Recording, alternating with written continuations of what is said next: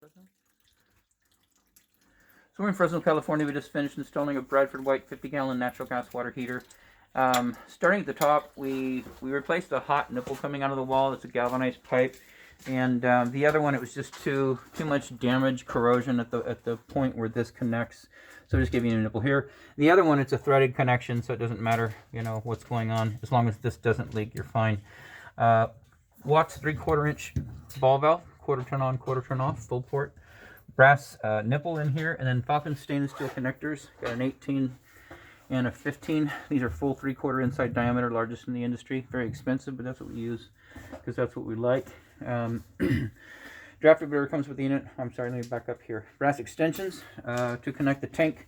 There's a little discrepancy with the rubber gasket and the existing pipes coming out of the water heater. So we just use these, file them down, they fit real good. So brass extensions on both sides. Draft converter, brand new vent pipe, little adjustable 90 piece of pipe to another 90, so that's good.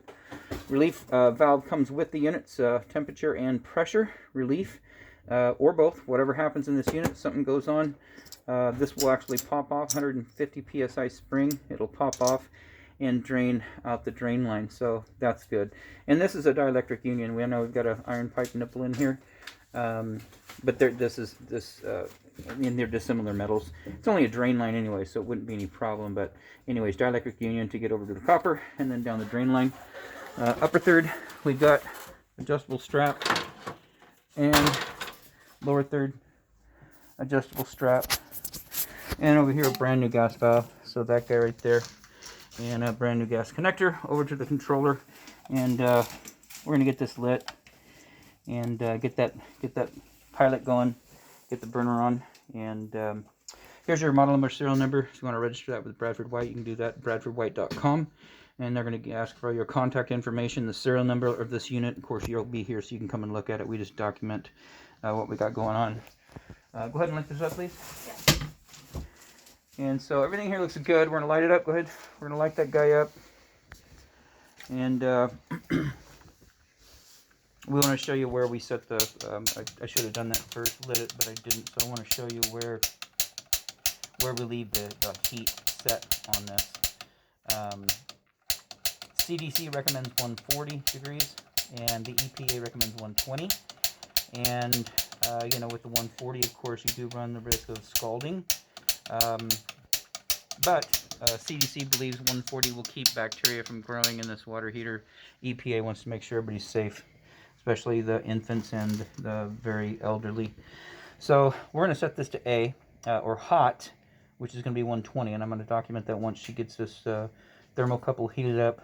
We'll go ahead and turn the burner on, because we have to document where we left it, and then we'll talk about your settings and what you can do to change this. Especially if you have a big soaking tub, you can fool this guy into acting like a burner. Come on. Yep. Okay. So you can see right here, hot. Here you 120. A130, B140, C150, very hot 160. So we leave it at 120. That's what EPA wants. So that's, you know, most people are gonna love this temperature.